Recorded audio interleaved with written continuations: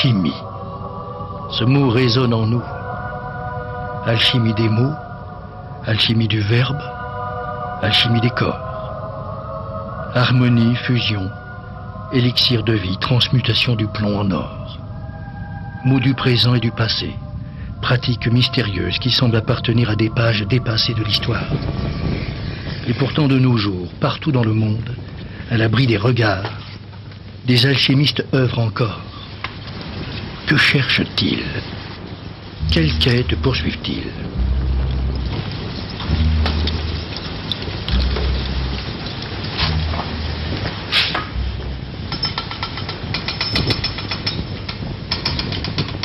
Ils sont entrés dans la légende comme de vieux magiciens barbus, faiseurs d'or, mais aussi comme des charlatans. L'imagerie populaire en a fait des êtres inquiétants, des fous à la poursuite de chimères, en tout cas des individus étranges qui suscitent en nous des réactions ambiguës, car ils touchent à nos aspirations les plus intimes, la richesse et la santé. À l'heure où les sciences, la biologie, la physique ont commencé à percer les secrets de la nature, leur démarche paraît singulière. Il est vrai que cet antre peuplé de feu, de fumée, d'eau et de couleurs a de quoi faire douter les scientifiques du bien fondé de tels travaux et de leur doctrine. Pourtant, ces hommes sont les héritiers d'une tradition millénaire et même de découvertes dont a hérité la science moderne. Une porte s'ouvre. Le voyage dans l'univers des alchimistes commence. Robert Delvar est cadre dans une grande entreprise. Il est aussi alchimiste. Depuis plus de 30 ans, il poursuit ses recherches. Les alchimistes parlent de la possibilité de transformer, en langage moderne, un élément simple en un autre élément simple. Autrement dit, par exemple, du plomb en or. Actuellement, dans les accélérateurs de particules, c'est ce que fait la physique actuelle. Et c'est là le gros problème entre la physique et l'alchimie, c'est le problème de l'énergie. Et les questions qui sont posées, c'est comment pouvez-vous prétendre, avec des instruments qui se rapportent fort de la poterie, de la vaisselle et un petit peu de l'enfantillage, comment pouvez-vous prétendre, vous, transmuter simplement en faisant des coulées, des corps nus, des mélanges, etc. Alors que nous, avec des accélérateurs de particules géants, nous devons mettre en branle une somme formidable d'énergie pour pouvoir toucher les noyaux atomiques, les faire exploser, les transformer en d'autres éléments. Les objectifs des alchimistes et des scientifiques peuvent en un sens paraître identiques. Pourtant, ils correspondent à des visions du monde fondamentalement différentes. Le cosmos s'organise en plusieurs niveaux. Les hommes vivent sur Terre, dans le monde sous la Lune, monde de transformation, de corruption, de chute. Au-dessus d'eux, au-delà de la Lune, existe un monde pur, où toutes les choses sont éternellement les mêmes, composées d'un élément pur, l'éther. C'est le monde des planètes, puis le monde des étoiles fixes, et au-dessus, celui du démiurge, le Dieu. Ce monde forme un tout, un corps animé par une âme, un souffle qui pénètre tout, le pneuma. Cette unicité de tout comme le cycle des transformations et du temps est symbolisée par le serpent.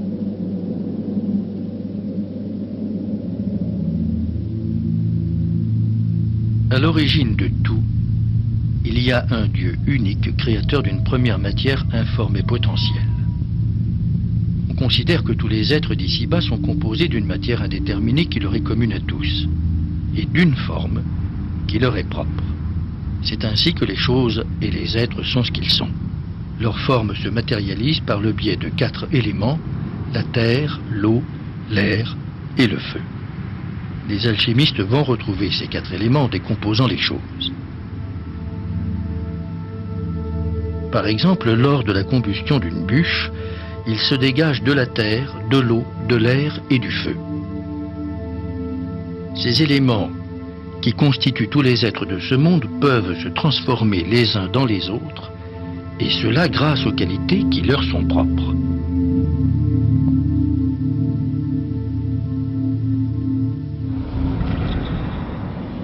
La terre est sèche et froide.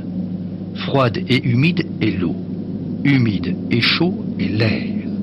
Chaud et sec est le feu.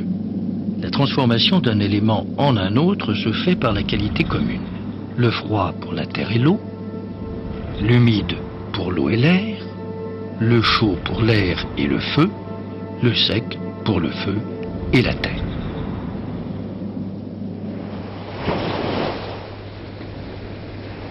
Pour obtenir la transmutation d'un métal en un autre, le travail de l'alchimiste consiste dans son creuset à obtenir la matière première originelle qui constitue toute chose. Il obtiendra cette matière première originelle en œuvrant sur les 4 éléments. Il pourra alors retrouver une nouvelle forme, celle de l'or. Parmi tous les matériaux sur lesquels il agit pour obtenir cette matière première, il peut choisir les métaux. Pour les alchimistes, les métaux, c'est une eau. Les métaux ne sont pas des solides tels que nous l'entendons. C'est une eau. Parce qu'un métal qui est chauffé devient liquide. Il prend donc la caractéristique eau. L'eau, en somme, elle est représentative du chaos, d'une matière inorganisée. Au centre de la Terre règne ce chaos. Les vapeurs, les exhalaisons qui en sortent se condensent et engendrent les métaux. Les métaux sont vivants, mais leur progression vers le haut, vers la lumière, est altérée par des influences célestes. C'est ainsi que vont se former 7 métaux. D'abord le plus impur, le plomb, puis l'étain, le cuivre, le fer, le mercure, l'argent et enfin l'or, le plus proche des cieux, le plus pur. Faire de l'or, pour un alchimiste, c'est donc retrouver dans la matière la voie qui conduit à la purification. À cette époque, beaucoup de moines réprouvent les fastes de l'Église. Dans le sud de la France et en Italie du Nord émergent des mouvements religieux qui condamnent ces excès. Et puis, en ces temps troublés, l'Apocalypse est annoncé. Seule la pureté assurera le salut. Sous l'influence de saint François d'Assise, des moines, souvent médecins, prônent la pauvreté et l'aide aux nécessiteux. Ils se tournent vers l'alchimie pour trouver une réponse à cette exigence.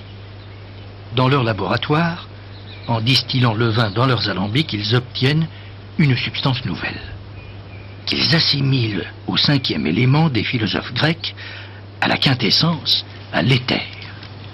C'est l'alcool, la substance pure, l'eau de vie. C'est cet esprit, ce spiritus, qui soignera le monde. Si ce spiritus mundi existe déjà dans les éléments qui composent le monde sublunaire et qui sont soumis à la mort, à la putréfaction, à la corruption, etc., ça prend une autre dimension. C'est-à-dire qu'à ce moment-là, l'homme peut, en suppléant à Dieu, acquérir lui aussi cette essence divine, cette quintessence. C'est une véritable révolution, un changement de conception du monde. On découvre que la pureté, l'éther, que l'on croyait présente uniquement dans le monde au-dessus de la Lune, traverse la frontière entre le monde du pur et celui de l'impur, et peut être trouvé au sein de toute matière. Il suffit pour l'extraire de mener à bien une purification. Dans ce contexte mystique, les alchimistes établissent un parallèle entre le Christ et la quintessence, ou l'élixir. Comme le Christ, la quintessence est descendue dans un corps. Comme le Christ, elle sauve les hommes en les soignant. Comme lui, elle doit souffrir, mourir à elle-même pour ressusciter dans sa pureté première. C'est le processus de la distillation et de l'extraction. Ainsi, l'homme peut donc être sauvé et accéder à Dieu.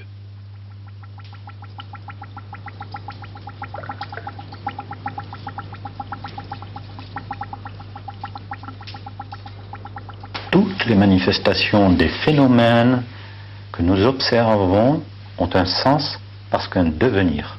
Et que ce devenir, et là c'est un article de foi, bien entendu, que je laisse libre à chacun d'avoir ou de ne pas avoir, c'est donc de retourner vers Dieu. Il se trouve que j'ai choisi l'alchimie comme étant une voie, ou plutôt un petit sentier très tortueux pour retrouver quelque part Dieu. D'autres auront pris d'autres chemins. Il ne m'appartient pas à moi de juger du chemin. Moi, j'essaie de gravir le mien et surtout de le gravir avec humilité et honnêteté. Parce qu'en alchimie, on peut tromper les autres, mais on ne peut jamais au laboratoire se tromper soi-même.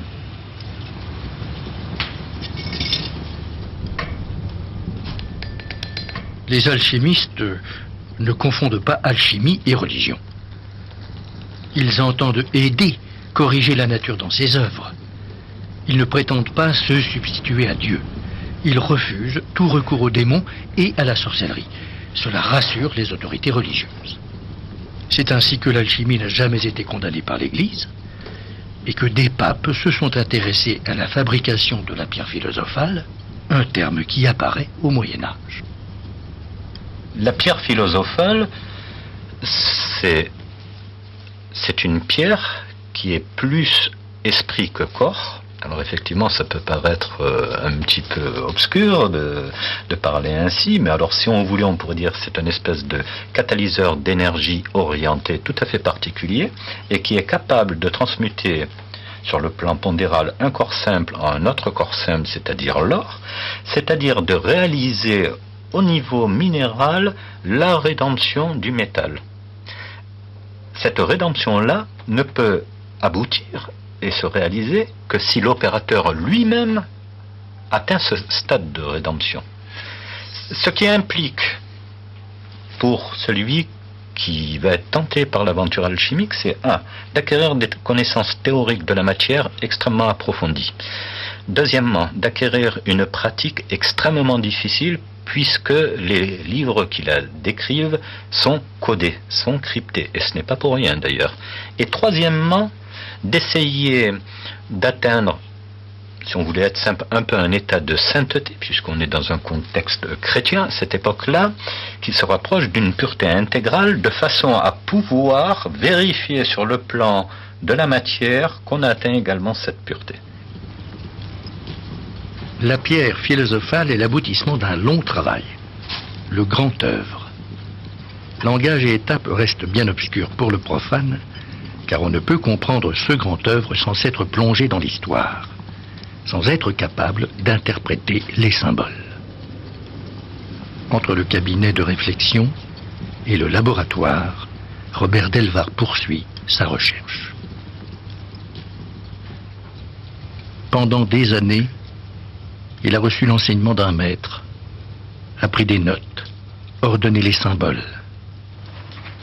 Parmi toutes les voies proposées par les alchimistes, il en a choisi une. Avec lui, et avec ceux qui ont accepté de nous guider, voici la progression vers la pierre philosophale. Ce sont des mois intenses, où connaissance métallurgique et intuition des symboles forment un tout. Il a choisi sa matière première, un minerai. Il la nomme le sujet des sages. Il attend le printemps pour commencer ses travaux. Il la broie, puis va la soumettre à une double chaleur, celle du feu et celle plus subtile de la lumière de la lune.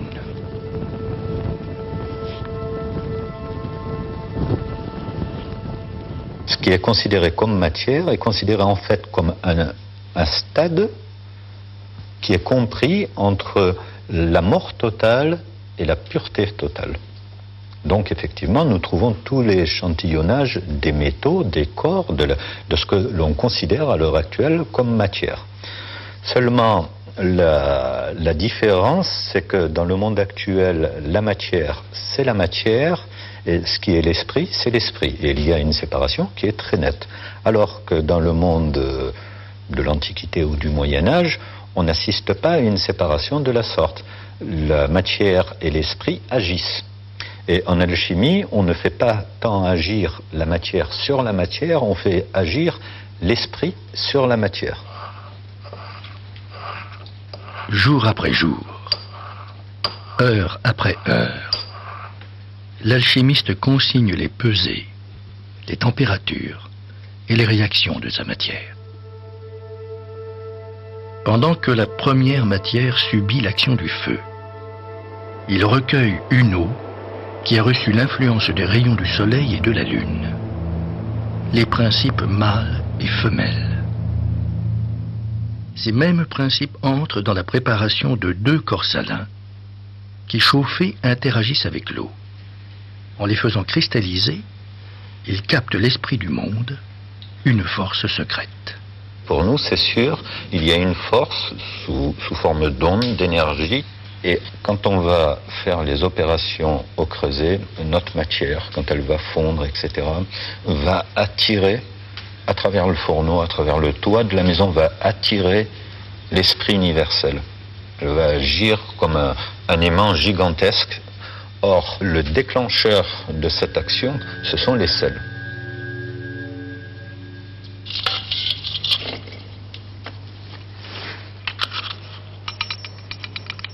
Voici le minerai calciné. Il faut maintenant mélanger les cristaux chargés de l'esprit universel avec du fer, puis chauffer ce mélange pour qu'il agisse sur le minerai de la matière première.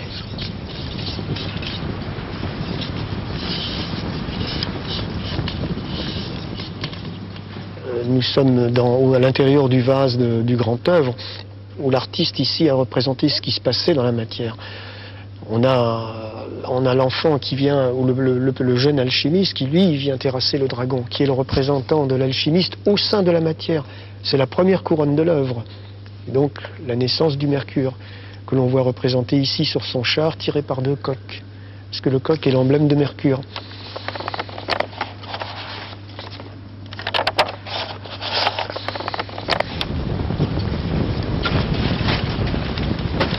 Là, il peut péter parce que si on pète le couvercle ou on le fend, il explose.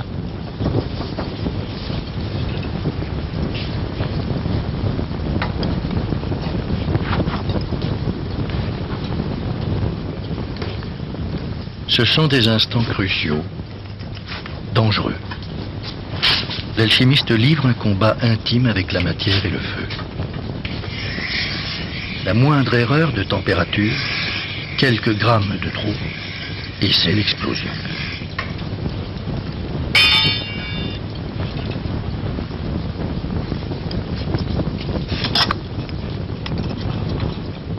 Ce que nous venons de faire, c'est l'opération qui s'appelle conjonction et séparation. Nous avons conjoint les métaux et les sels tout à l'heure, et ici, ils vont s'amalgamer, se marier ensemble.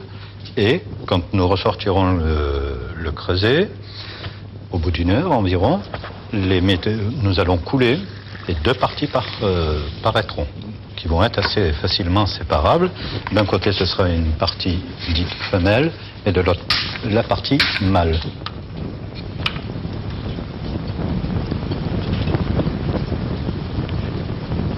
Le principe mâle purifié se nomme le caput mortuum. Le principe femelle, le mercure, s'appelle le régule.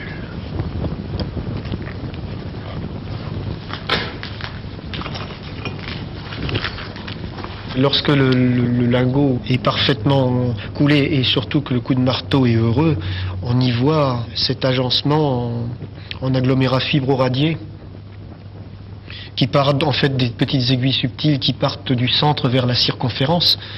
En fait, c'est le petit soleil des sages qui est né, c'est l'embryon solaire qui émet ses rayons au sein de la matière qui n'est pas encore propre. Voilà. Le régule est purifié plusieurs fois. Apparaissent alors des lignes ressemblant à des feuilles de fougère. Et bientôt à la surface émergent des cristaux verts qui reçoivent le nom de lions verts. C'est une étape fondamentale, car ces cristaux verts ont maintenant concentré l'esprit universel, l'énergie, la force.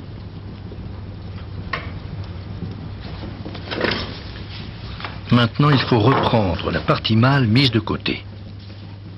Ce caput mortuum doit à son tour être calciné, purifié pour livrer son esprit et une terre. Dans le caput mortuum, savoir extraire certains sels de façon à obtenir une terre qui portera le beau nom de terre adamique et qui recèlera en son sein le soufre.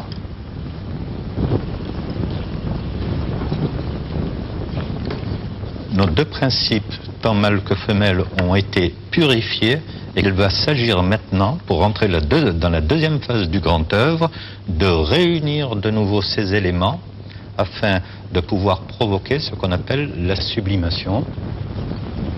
La sublimation est un moment de grâce. Au fond du creuset, l'alchimiste dépose la terre adamique, principe mâle, puis le principe mercuriel, féminin, et enfin le lion vert, qui concentre les forces célestes, l'esprit universel. C'est alors qu'émerge un corps, la rémore. Elle est le fruit de cet accouplement et de la fusion des deux principes soufre et mercure. L'aigle est le symbole de cette sublimation. L'opération est répétée 7 fois, car 7 rémors doivent naître. Il faut épuiser toutes les potentialités des deux principes. Et les 7 rémors réunis, chauffés à nouveau, concentrés, n'en forment plus qu'une, c'est le rébi, l'union des deux principes purifiés.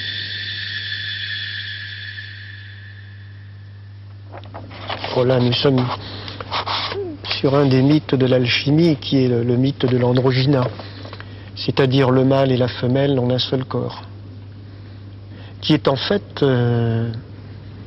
la Vierge du grand œuvre. Donc c'est cette androgyna, c'est la matière qui a son propre géniteur, puisqu'elle est constituée de l'esprit et du corps. Le corps qui est capable de réenfanter cet esprit, et l'esprit qui est capable de venir engrosser le corps. C'est toujours la réunion de contraires, de deux pôles différents, qui, s'agglomérant ensemble, forment l'être. Mais non seulement ils forment l'être, mais ils forment une dynamique. Et cette dynamique-là, ce qui la sous-tend, c'est ce qu'on pourrait, en simplifiant à l'extrême, c'est l'amour. L'amour, c'est-à-dire les choses qui rapprochent, qui sont tout à fait à l'opposé du chaos. L'amour est la clé de la démarche alchimique. Le rosaire des philosophes le met en scène pour expliquer le grand œuvre. Les métaux, la chair sont mis à nu. Ils sont vivants, nés d'une même matière, séparés en opposés complémentaires et réunis. L'homme et la femme sont sur la voie de la pierre philosophale et de la rédemption.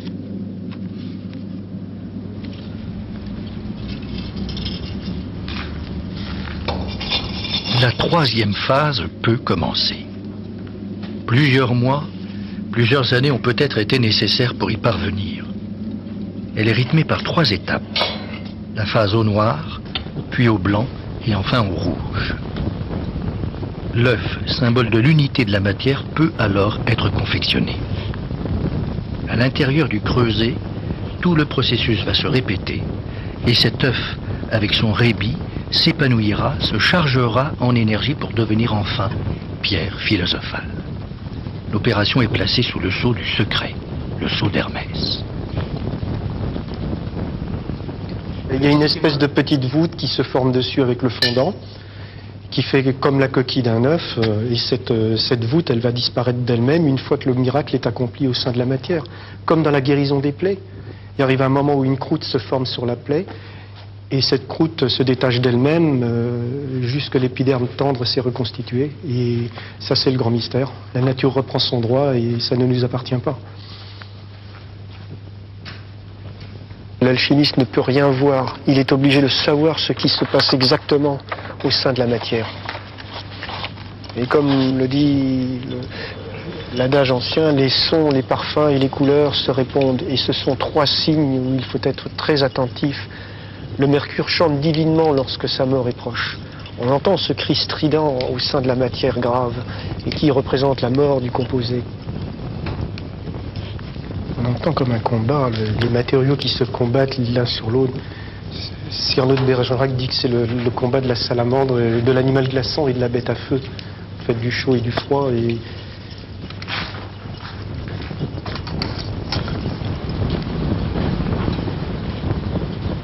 Au cours de la phase au noir, la matière est putréfiée, mortifiée, ses composants démembrés.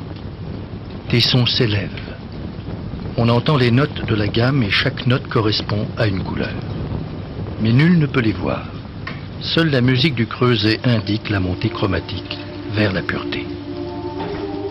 Pour illustrer cette gradation musicale, les alchimistes s'inspirent des couleurs de la plume de Pan.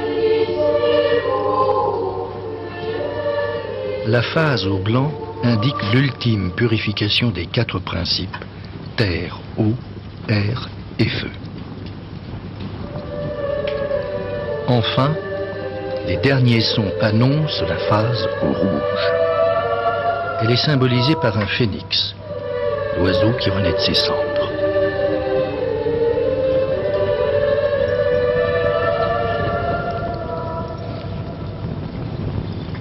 Donc on a terminé la 3e phase du grand œuvre, et si l'opération a été menée à bien, et là je parle au conditionnel, n'ayant pas atteint ce stade, on devrait trouver, enchâssé dans une enveloppe plus ou moins cristalline, on devrait trouver ce qu'on appelle la pierre philosophale.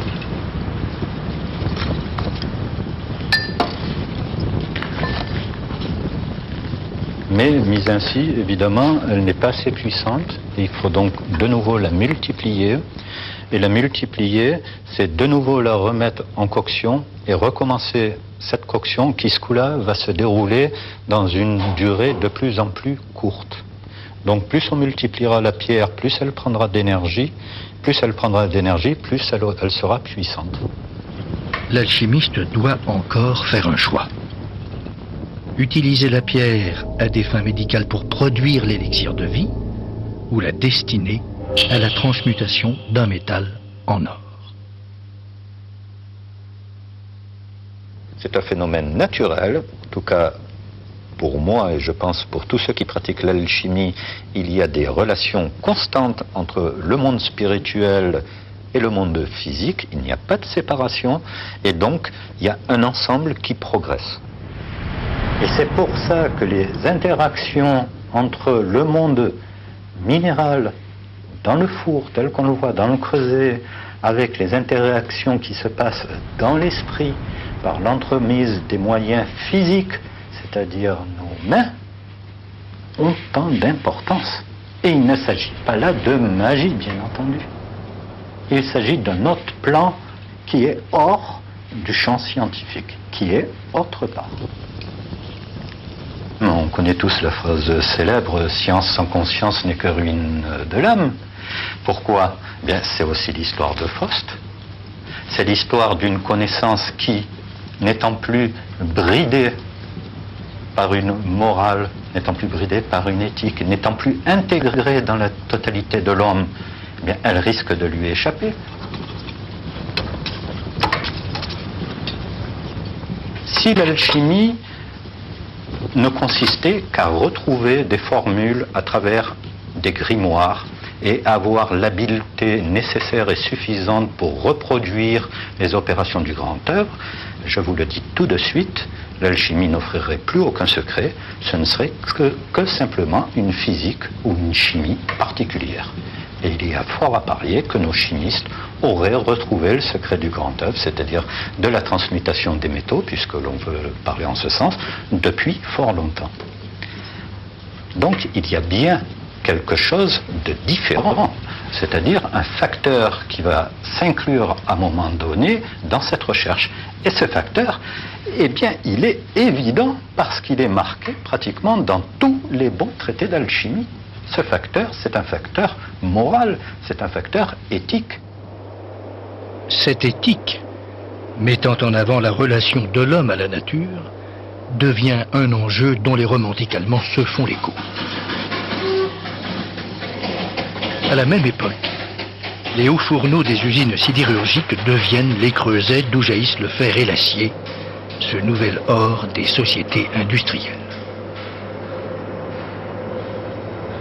L'étude de la matière connaît alors de remarquables progrès. Éléments, forces et atomes sont explorés et classés. Ayant rejeté le principe de la transmutation, la chimie n'étudie que la combinaison des corps. Jusqu'au jour où, au début du XXe siècle, dans le domaine de la physique et des atomes, Pierre et Marie Curie vont mettre le monde scientifique devant l'évidence d'une force qui semble bien magique, la radioactivité. Le principe de la transmutation se révèle un phénomène bien réel pour les scientifiques. Phénomène naturel que les physiciens du nucléaire réussiront dans leurs accélérateurs de particules.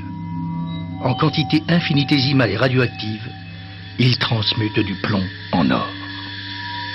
La transmutation des atomes est le principe même de la bombe atomique. Quand on dit qu'un noyau nucléaire quelconque, d'un atome quelconque, explose et libère tant d'énergie, ou qu'il faille projeter contre ce même noyau un neutron doté d'une telle énergie, on dit quoi? On a mesuré, effectivement, et d'une manière extrêmement complexe, les quantités de force qu'il fallait mettre en jeu pour obtenir tel effet. Mais on ne donne pas le pourquoi de la force. Et je ne le reproche pas, parce que ce n'est pas l'objet de la science, encore une fois, c'est l'objet de la métaphysique. En fondant le savoir sur des modèles mathématiques, la science a ouvert une voie de la compréhension des lois de la nature. Elle cherche, elle aussi, à comprendre les forces, les nombres qui organisent le monde de l'infiniment petit à l'infiniment grand. À sa manière, elle poursuit une quête de la pureté, cherchant dans le désordre des phénomènes l'ordre et l'harmonie de l'univers. Avec toujours cette volonté de comprendre l'origine, le chaos. En cela, elle s'est substituée à l'alchimie. Mais en laissant de côté une partie de l'homme, sa part d'irrationnel, son imaginaire, elle a éradiqué sa lecture et son interprétation symbolique du monde. L'alchimiste avance sur la voie qu'il s'est choisie. En interrogeant la nature et les forces qui l'animent, c'est lui-même qui l'interroge. Nous sommes tous des poussières d'étoiles. Ces étoiles, véritables creuses et alchimiques qui nourrissent l'univers au gré des morts et des renaissances du cosmos. Elles ont répandu et répandent encore leurs métaux et leurs semences. Elles sont la matière dont nous sommes constitués. Et l'alchimiste, avec son feu, retrouve une étoile symbolique, à la fois matière et esprit. Elle est lui, elle est l'univers, elle est vivante.